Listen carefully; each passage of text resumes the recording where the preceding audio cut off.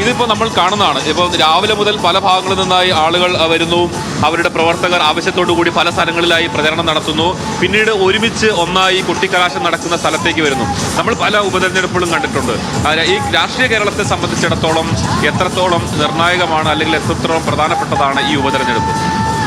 പലതരത്തിലാണ് ഈ ഉപതെരഞ്ഞെടുപ്പ് ഏറ്റവും നിർണായകമാകുന്നത്. ഒരുപക്ഷെ സംസ്ഥാന സർക്കാരിനെ സംബന്ധിച്ചിടത്തോളം, പിണറായി വിജയനെ സംബന്ധിച്ചിടത്തോളം ഇത് വലിയ നിർണായകമായ ഒരു തെരഞ്ഞെടുപ്പ് എന്ന നിലയ്ക്ക് നമുക്ക് പറയാൻ കഴിയില്ല. ഒന്ന്, അത് ഈ സർക്കാർ തുടരുകയാണ്. അതുമാത്രമല്ല, ഇത് പ്രത്യേകിച്ച് നിയമസഭയിൽ പ്രത്യേകിച്ച് ഒരു മാറ്റമൊന്നും വരുത്തില്ല.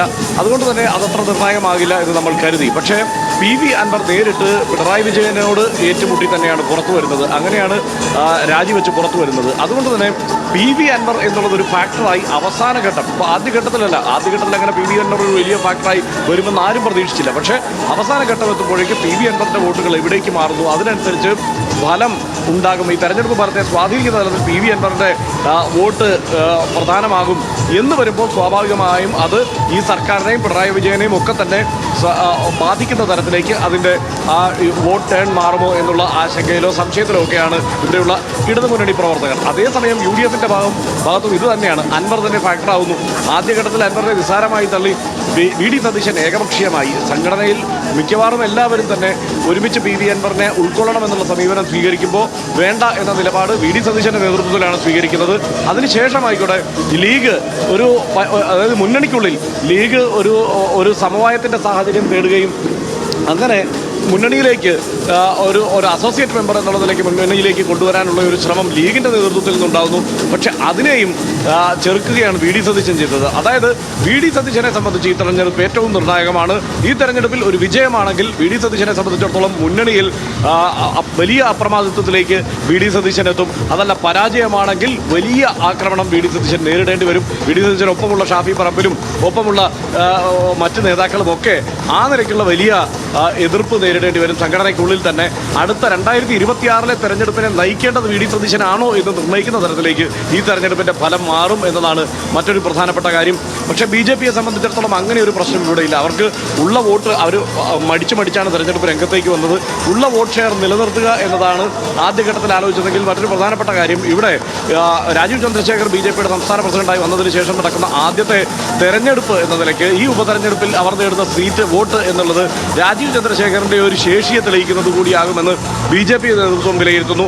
ബി ജെ പിയിലും ഈ തെരഞ്ഞെടുപ്പിൽ ഒരു തിരിച്ചടി ഉണ്ടാവുകയാണെങ്കിൽ നേരത്തെ ഉണ്ടായ വോട്ട് ഷെയറിനേക്കാൾ താഴേക്കാണ് പോകുന്നതെങ്കിൽ ആഭ്യന്തരമായി വലിയ സംഘർഷം ഉണ്ടാവാനുള്ള രാജീവ് ചന്ദ്രശേഖരന് ഒരു ആശയക്കുഴപ്പം തുടക്കത്തിൽ ഉണ്ടായിരുന്നു തോന്നുന്നു. കാരണം ഇവിടെ മത്സരിക്കണോ അല്ലെങ്കിൽ സ്ഥാനാർത്ഥിയെ നിർത്തണോ? നമ്മൾ രാഷ്ട്രീയ കേരളം അങ്ങനെ ഒന്നും കണ്ടിട്ടില്ല. കാരണം കഴിഞ്ഞ ബി ജെ പി അല്ലെങ്കിൽ ബി ജെ പിയുടെ ഭാഗമായി നിൽക്കുന്ന മുന്നണി ആരെങ്കിലും ഒരാൾ സ്ഥാനാർത്ഥിയാകാണ്ട് തുടക്കത്തിലൊരു ആശയക്കുഴപ്പം അത് പിന്നീട് അവരുടെ ഒരു പ്രചാരണത്തെ ബാധിച്ചെന്ന് കരുതുന്നുണ്ടോ? തീർച്ചയായും. അതായത് ഇവർ ബി ഡി ജെ എസ് എന്ന് പറയുന്നത് ഒരു സോഷ്യൽ എഞ്ചിനീയറിംഗിന്റെ ഭാഗമായി ബി ജെ പിയുടെ ഒരു പദ്ധതിയായി നിലനിൽക്കുന്ന ഒരു രാഷ്ട്രീയ സംവിധാനമാണല്ലോ. അവർ 2016 ഇവിടെ മത്സരിക്കുമ്പോൾ മികച്ച പെർഫോമൻസ് അവർക്ക് കാഴ്ചവെക്കാൻ കഴിഞ്ഞു, തരക്കേടില്ലാതെ. എന്ന് വെച്ചാൽ ഈ നിലമ്പൂർ മണ്ഡലത്തിൽ സാധാരണ ഒരു 4000-4500 വോട്ട് എൻ ഡി എക്ക് കിട്ടുന്ന സാഹചര്യത്തിലാണ് അവിടുന്ന് ഒരു കുതിച്ചുചാട്ടം ബി ഡി ജെ എസ് നടത്തുന്നത്. പക്ഷേ അതിനുശേഷം ഇത് ബി ജെ പിയുടെ കയ്യിലേക്ക്, അതായത് തരക്കേടില്ലാത്ത പെർഫോമൻസ് നടത്താൻ കഴിയുന്ന മണ്ഡലങ്ങൾ മാത്രമല്ല, ഈ മണ്ഡലത്തിൻ്റെ ഒരു ഡെമോഗ്രഫി നോക്കിക്കഴിഞ്ഞാൽ മറ്റു മലപ്പുറത്തെ മണ്ഡലങ്ങളെ പോലെയല്ല. ഏതാണ്ട് 45% ഹിന്ദു വോട്ടുകളുള്ള മണ്ഡലമാണ്. അപ്പോൾ തന്ത്രപരമായി ഈ സീറ്റ് കയ്യിലിരിക്കട്ടെ എന്നുള്ള ഒരു തീരുമാനത്തിലേക്ക് ബി ജെ പി പയ്യെ എത്തിച്ചേർന്നിട്ടുണ്ട്. പക്ഷേ അത് ഫലപ്രാപ്തിയിലെത്തിക്കാൻ പക്ഷേ അവർക്ക് കഴിഞ്ഞില്ല. കഴിഞ്ഞ തെരഞ്ഞെടുപ്പിൽ വലിയ തിരിച്ചടിയായിരുന്നു ഫലം. ഏതാണ്ട് പകുതിയോളം വോട്ടുകൾ ഇടിയുന്ന സാഹചര്യം 2016 സംബന്ധിച്ചിടത്തോളം നോക്കുമ്പോൾ അവർക്കുണ്ടായി. ബി ഡി ജെ എസിൻ്റെ ഭാഗമായി ഒപ്പം വന്നവർ ഏതാണ്ട് വിട്ടുപോയി എന്നുള്ള തോന്നൽ കേരളത്തിലെ മറ്റു പല മണ്ഡലങ്ങളിലും അങ്ങനെ അല്ലെങ്കിൽ ഈ നിലമ്പൂർ മണ്ഡലത്തിൽ അങ്ങനെയാണ് എന്നുള്ള സാഹചര്യം ഉണ്ടായി. അപ്പോൾ ആദ്യഘട്ടത്തിൽ തെരഞ്ഞെടുപ്പ് പ്രഖ്യാപിക്കുമ്പോൾ ഒരു ആശയക്കുഴപ്പം, ഒരു സംശയം, എൻ്റെ ഒരു ലിറ്റ്മസ് ടെസ്റ്റ് ആവുമോ നിലമ്പൂർ മണ്ഡലം എന്നുള്ള ഒരു തോന്നൽ, ഇതൊക്കെ രാജീവ് ചന്ദ്രശേഖരനെ ആദ്യ പ്രസിഡന്റ് നേരിടേണ്ട തെരഞ്ഞെടുപ്പ് ഇതല്ല എന്നൊരു തോന്നൽ അദ്ദേഹത്തിന് അങ്ങനെ ഒരു തോന്നൽ ഉണ്ടായിരുന്നു എന്ന് തന്നെയാണ് കരുതുന്നത്. മാത്രമല്ല അതിൽ ബി ജെ പിയുടെ ഭാഗത്തു നിന്ന് വന്ന ഒരു പരാമർശം, അവർ ഇതിനെ പല ന്യായീകരണങ്ങളൊക്കെ ചമയ്ക്കുമെങ്കിലും ബി ജെ പി പറയുന്നത് ഇത് അനാവശ്യമായ ഒരു തെരഞ്ഞെടുപ്പായിരുന്നു എന്നാണ്. ഈ 19-ാം തീയതി മറ്റന്നാൾ നടക്കാനിരിക്കുന്ന തെരഞ്ഞെടുപ്പുകളിൽ ഒന്ന് ഗുജറാത്തിലെ ഒരു മണ്ഡലത്തിൽ നടക്കുന്ന തെരഞ്ഞെടുപ്പ് അത് ബി ജെ പി വരുത്തി വെച്ച തെരഞ്ഞെടുപ്പാണ്. അതായത് ആം ആദ്മി പാർട്ടിയുടെ അവിടുത്തെ MLA രാജിവെക്കുന്നു. അതിനുശേഷം അവിടെ ബി ജെ പിയിലേക്ക് അവർ ചേർന്നുകൊണ്ട് അവിടെ ഒരു തെരഞ്ഞെടുപ്പ് പ്രഖ്യാപിക്കുന്നു. അത് ബി ജെ പി അവിടെ വരുത്തി വെച്ച തെരഞ്ഞെടുപ്പല്ലേ എന്ന് വളരെ പെട്ടെന്ന് ഇവർ ചോദിക്കുമ്പോൾ അതിന് എന്തൊക്കെ ന്യായീകരണം ഉണ്ടെങ്കിലും അത് അങ്ങനെ ഈ ഇവിടെ തെരഞ്ഞെടുപ്പിൽ മത്സരിക്കാനില്ല എന്ന തീരുമാനവുമായി അതിനെ സാധൂകരിക്കുന്ന തരത്തിലുള്ള ഒരു പരാമർശം പ്രശ്നമായിരുന്നില്ല. അതുകൊണ്ട് മടിച്ച് അവർ സ്ഥാനാർത്ഥിയെ പ്രഖ്യാപിക്കുന്നു. ആ സ്ഥാനാർത്ഥിയാവട്ടെ കേരള കോൺഗ്രസിൻ്റെ ഭാഗമായി നിന്നിരുന്ന തൊട്ടു മുമ്പ് കൺവെൻഷനുകളിലൊക്കെ UDFിൻ്റെ ഭാഗമായി പങ്കെടുത്ത ഒരു സ്ഥാനാർത്ഥിയെ തന്നെ അവർ കണ്ടെത്തി അവതരിപ്പിക്കുകയാണ് ചെയ്യുന്നത്. അതുകൊണ്ട് എനിക്ക് BJPയുടെ ഭാവിയെക്കുറിച്ച് എനിക്ക് ആശങ്കയാണ് ഈ മണ്ഡലത്തിൽ. അതേസമയം ഇവിടെ എന്തു തന്നെ ആയാലും LDFിൻ്റെ ആയാലും UDFിൻ്റെ ആയാലും തെരഞ്ഞെടുപ്പ് ഫലം എന്നത് വളരെ നിർണായകമാകും. ഇനി ഒരു കാര്യം കൂടെ പറയാം. ഈ മണ്ഡലത്തിൽ 15,000-ലേറെ 15,000-നും 20,000-നും ഇടയ്ക്ക് വോട്ടുകൾ അധികമായി സമാഹരിക്കാൻ കഴിഞ്ഞാലേ സ്വരാജ് വിജയിക്കൂ എന്നുള്ള സാഹചര്യമുണ്ട്. ഒപ്പം PV അൻവർ എത്ര വോട്ടുകൾ സമാഹരിക്കുന്നു എന്നുള്ളതും അതിനകത്ത് നിർണായകമാകും. അപ്പോൾ എത്ര വോട്ടുകൾ സ്വരാജിന് ഈ സമാഹരിക്കാൻ കഴിയുന്നു എന്നുള്ള സംശയം ചോദിച്ചാൽ എനിക്ക് ഈ മണ്ഡലത്തിൻ്റെ ഒരു പൊതു സാഹചര്യം കാണുമ്പോൾ അത് നമുക്കൊന്ന് ഉറപ്പിച്ച് പറയാൻ കഴിയുന്നതല്ല. 15,000 വോട്ട് സ്വരാജ് പിടിക്കുമെന്ന് അങ്ങനെ ഫ്രീ ഹാൻഡായി നമുക്ക് പറയാൻ കഴിയില്ല. കാരണം എല്ലാ ആളുകളും വളരെ പൊളിറ്റിക്കലാണ് എന്നുള്ളതാണ്. ആരോട് നമ്മൾ ഈ മണ്ഡലത്തിൽ രാഷ്ട്രീയം സംസാരിക്കാൻ ശ്രമിച്ചാലും അവർക്ക് വിശദമായി അതേക്കുറിച്ച് സംസാരിക്കാൻ ഉണ്ട് എല്ലാം വളരെ വ്യക്തമായി പറയുന്നു എന്നുള്ളതാണ്. ഇപ്പൊ നേരത്തെ ഇവിടെ ലിജോ സംസാരിച്ച സമയത്ത് ലിജോ പറഞ്ഞ വളരെ പ്രധാനപ്പെട്ട ഒരു പോയിന്റ് ഉണ്ട്. അതായത് ഇത് പിന്നെ നമ്മൾ VD സതീശിന്റെ ഒക്കെ പറഞ്ഞെങ്കിൽ പോലും കോൺഗ്രസിന്റെ ഒരു പുതിയ നേതൃത്വം ലീഡ് ചെയ്ത തെരഞ്ഞെടുപ്പാണ്. അതായത് ഇപ്പോൾ കഴിഞ്ഞ തവണ ഉള്ള തെരഞ്ഞെടുപ്പിൽ VD സതീശനോടൊപ്പം ഉണ്ടായിരുന്നത് K സുധാകരനും മറ്റൊരു ടീമുമായിരുന്നു. ഇപ്പോൾ ഉള്ളത് സണ്ണി ജോസഫും 3 ഷാഫി പറമ്പിൽ വിശ്വനാഥ് ഉൾപ്പെടെയുള്ള വേറൊരു ടീമാണ്. അപ്പോൾ അവരെ സംബന്ധിച്ചിടത്തോളം കൂടി ഇതൊരു ആദ്യത്തെ വെല്ലുവിളിയായി മാറും. നിശ്ചയമായിട്ടും അങ്ങനെ ഒരു പുതിയ നേതൃത്വം ഇപ്പോൾ ഷാഫി പറമ്പിലും മറ്റുമൊക്കെ ആണെങ്കിൽ ചെറുപ്പക്കാരായിട്ടുള്ള ആളുകളെയാണ് നമ്മളിതിൻ്റെ മുന്നിലാകപ്പാടെ കാണുന്നത്. UDF PK ഫിറോസൊക്കെ അടക്കമുള്ള ആളുകൾ ഒന്നിച്ച് ഇപ്പം കഴിഞ്ഞ റീലെടുക്കുന്നതായിട്ടൊക്കെ പ്രശ്നം ഉണ്ടായത് കണ്ടല്ലോ. അപ്പോൾ അതിലൊക്കെ കോൺഗ്രസിൻ്റെ പുതിയ ലീഡർഷിപ്പ് UDFിൻ്റെ പുതിയ ലീഡർഷിപ്പ് ടെസ്റ്റ് ചെയ്യപ്പെടുന്ന ഒരു തെരഞ്ഞെടുപ്പാണ് എന്ന കാര്യത്തിൽ സംശയമില്ല. എന്നെ സംബന്ധിച്ചിടത്തോളം ഈ തെരഞ്ഞെടുപ്പ് യഥാർത്ഥത്തിൽ ഈ നിലമ്പൂരിൽ ആര് വിജയിക്കുന്നു എന്നതിനപ്പുറത്തേക്കുള്ള ഒരു പ്രധാനപ്പെട്ട തെരഞ്ഞെടുപ്പായിട്ട് വരും ദിവസങ്ങൾ മാറും എന്നാണ് ഞാൻ വിചാരിക്കുന്നത്. അതിപ്പോൾ പിന്നെ ഏറ്റവും പ്രധാനപ്പെട്ടതായിട്ട് വരിക UDFിനാണ് എന്നാണ് എൻ്റെ ഒരു ധാരണ. അതിപ്പോൾ LDFിനെ സംബന്ധിച്ചിടത്തോളം വിജയിച്ചാൽ വളരെ സന്തോഷകരമായൊരു കാര്യമാണ്, സീനാണ്. അവരുടെ ഏറ്റവും പ്രധാനപ്പെട്ട ഒരു നേതാവ് നിയമസഭയിലേക്ക് എത്തും. 2026 നിയമസഭാ തെരഞ്ഞെടുപ്പ് തൊട്ട് മുന്നോടിയായിട്ട് അവർക്ക് നല്ല വിജയം കിട്ടും എന്ന കാര്യം അവിടെ നിൽക്കുകയാണ്. പക്ഷേ പരാജയപ്പെട്ടു പോയാൽ പ്രത്യേകിച്ച് LDFിന് എന്തെങ്കിലും ക്ഷീണമില്ല ഇവിടെ എന്നുള്ളതാണ് ഇതിൽ ഏറ്റവും പ്രധാനപ്പെട്ട കാര്യം. കാരണം അവർക്ക് നേരെ ഉണ്ടായി വന്നൊരു തെരഞ്ഞെടുപ്പാണിത്. അവരുടെ കൂടെ ഉണ്ടായിരുന്ന ആൾ ഇപ്പോൾ നമ്മൾ ഇവിടെ ഈ കൊട്ടിക്കലാശം നടക്കുന്നതിനിടയിൽ CPMകാരുടെ ഇടതുപക്ഷ ജനാധിപത്യ മുന്നണിയുടെ പ്രവർത്തകർക്കിടയിലേക്ക് ഇറങ്ങി ചെല്ലുമ്പോൾ അവരോട് നമ്മൾ നേരത്തെ സംസാരിച്ചപ്പോഴൊക്കെ ഉണ്ടാകുന്നൊരു കാര്യം വെച്ചാൽ അവർക്ക് സവിശേഷമായൊരു ക്രോധം, ഒരു രോഷം ഇതുമായി ബന്ധപ്പെട്ടിട്ടുണ്ട്. കാരണം അവർ ഇതുപോലെ വളരെ സജീവമായിട്ട് ആക്റ്റീവായിട്ട് നിന്നിട്ട് പ്രചാരണ പരിപാടികളിൽ ഏർപ്പെട്ട് വിജയിപ്പിച്ച അവർ 9 വർഷക്കാലം അവരുടേത് എന്ന നിലക്ക് കൊണ്ടുനടന്ന ഒരാൾ പിന്മാറിയത് കൊണ്ടുണ്ടായ തെരഞ്ഞെടുപ്പാണ്. അവരുടേത് എന്ന് വെച്ചാൽ CPMൻ്റെ ഈ സൈബർ ലോകം ഉണ്ടായി വന്നതിന് ശേഷം അവിടുത്തെ ഏറ്റവും പ്രധാനപ്പെട്ട നേതാവായിരുന്നു ഈ PV അൻവർ. അതായത് അതിനു മുമ്പ് അവരുടേത് ഗ്രൗണ്ടിൽ മാത്രം കളിക്കുന്ന ഏർപ്പാടായിരുന്നു, ഗ്രൗണ്ടിൽ മാത്രമുള്ള നേതൃത്വമായിരുന്നു. സൈബർ ലോകം ഉണ്ടായി വന്നതിന് ശേഷം അതിനകത്ത് ലീഡർഷിപ്പ് എങ്ങനെയായിരിക്കുമെന്ന് CPMൻ്റെയും ഇടതുപക്ഷത്തിൻ്റെയും പ്രവർത്തകർ അനുഭവിച്ചറിഞ്ഞ കാലത്ത് അതിലെ ഏറ്റവും പ്രധാനപ്പെട്ട ആളായിരുന്നു ഈ PV അൻവർ. അവരെ കടന്നൽ രാജ എന്നൊക്കെയാണല്ലോ വിളിച്ചുകൊണ്ടിരുന്നത്. ഇപ്പോൾ CPMകാർക്ക് അവരുടെ സവിശേഷമായ പ്രത്യയശാസ്ത്ര സംഘടനാ ചട്ടക്കൂടെ കൊണ്ട് അവർക്ക് എല്ലാവർക്കും കയറിയിട്ട് എല്ലാ കാര്യത്തിലും എല്ലാവരും ഉള്ളിൽ കരുതുന്ന പോലെ പ്രതികരിക്കാൻ വയ്യ. അപ്പോൾ അവരുടെ ഏറ്റവും പ്രധാനപ്പെട്ട നേതാവാണ് മുഖ്യമന്ത്രി പിണറായി വിജയൻ. അപ്പോൾ പിണറായി വിജയനെതിരായിട്ട് അതിശക്തമായിട്ട് വ്യക്തിപരമായി തന്നെയും കുടുംബത്തെ ആക്രമിക്കുന്ന, ഒരുപക്ഷെ പരിധി വിട്ട് ആക്രമിക്കുന്ന ഈ യൂട്യൂബർ അടക്കമുള്ള ആളുകൾ കേരളത്തിലുണ്ട്. ആ ആൾക്കെതിരെ ഒന്നും പറയാൻ പറ്റാതെ നിസ്സഹായരായിട്ട് കൈകൾ കെട്ടി നിൽക്കപ്പെട്ട ഈ സൈബർ ആളുകൾക്ക് അവരുടെ നേതാവായിട്ട് മുന്നിലേക്ക് വന്നിരുന്ന ആളാണ് ഈ PV അൻവർ.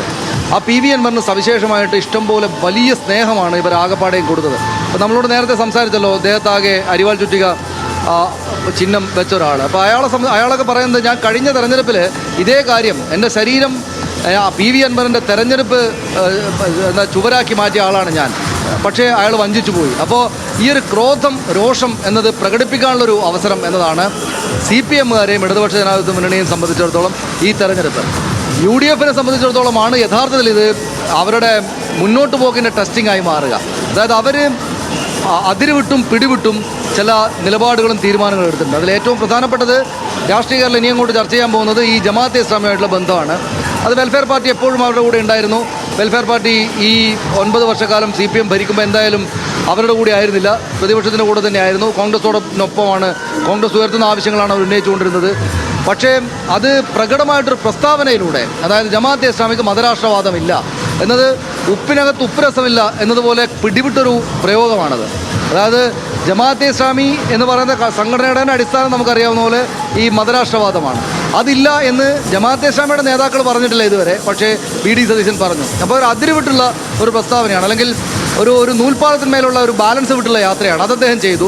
പിന്നീട് പി.വി. അൻവറാണല്ലോ ഈ തെരഞ്ഞെടുപ്പിനെ കൊണ്ടുവന്നത്. നമ്മൾ നേരത്തെ പറഞ്ഞതുപോലെ വലിയ ജനകീയനായിട്ടുള്ള എം.എൽ.എ LDF-ന് വലിയതായിട്ട് തിരിച്ചടി കൊടുത്തിട്ട് ഇങ്ങോട്ട് വന്ന ആൾ, പക്ഷേ അദ്ദേഹത്തെ എടുക്കേണ്ടതില്ല എന്ന് തീരുമാനിച്ചു.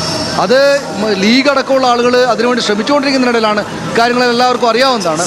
അപ്പോൾ സ്വാഭാവികമായിട്ടും ഈ പിടിവിട്ട തീരുമാനങ്ങൾ എടുത്തതുകൊണ്ട് നമ്മൾ നേരത്തെ സൂചിപ്പിച്ച ചെറുപ്പക്കാരായിട്ടുള്ള പുതുതലമുറ നേതാക്കൾ സണ്ണി ജോസഫും വി.ഡി. സതീശനും അവർക്ക് പിന്നിൽ ഷാഫി പറമ്പിലും അടക്കമുള്ള ഈ നേതാക്കൾ അവരുടെ എന്താണ് പുതുമയുടെയും ചെറുപ്പത്തിൻ്റെയും ഒരു ശൗര്യം കാണിച്ച തെരഞ്ഞെടുപ്പ് അതിനെന്ത് പ്രതിഫലമാണ് കിട്ടുക എന്ന് അവർക്ക് ഇപ്പോഴും അറിയില്ല. ഇപ്പോൾ ഞാൻ വിചാരിക്കുന്നത്, എൻ്റെ ഒരു തോന്നൽ UDF തന്നെ ജയിക്കും എന്നാണ്. നമ്മളത് ഖണ്ഡിതമായിട്ട് ഞാൻ പറയുകയല്ല, പക്ഷേ UDF തന്നെ അവിടെ ജയിച്ചേക്കാമെന്നുള്ള തോന്നലാണ് ഈ ദിവസം പോലും എൻ്റെ ഉള്ളിലുള്ളത്. അപ്പോൾ UDF ജയിക്കുകയാണെങ്കിൽ ഈ പറയുന്ന പ്രശ്നങ്ങളില്ല. അവർ ഇത്രയും വലിയ നിലപാടുകളും തീരുമാനങ്ങളും എടുത്തിട്ടും അവരുടെ ഭാഗത്തേക്ക് വിജയം വന്നു.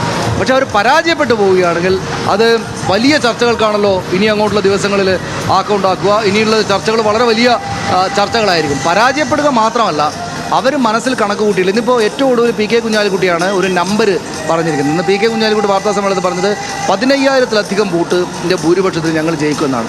അത് 12,000 ആയാൽ പോലും, അല്ലെങ്കിൽ അത് ഈവൻ 15,000 മാത്രമേ കിട്ടിയിട്ടുണ്ടെങ്കിൽ പോലും ഈ പറയുന്ന പ്രശ്നം അവർക്ക് മേൽ വരും. ചില സംശയങ്ങളും ചില ചോദ്യങ്ങളും ഒക്കെ മറുപടി നടത്തേണ്ടതായിട്ട് വരും.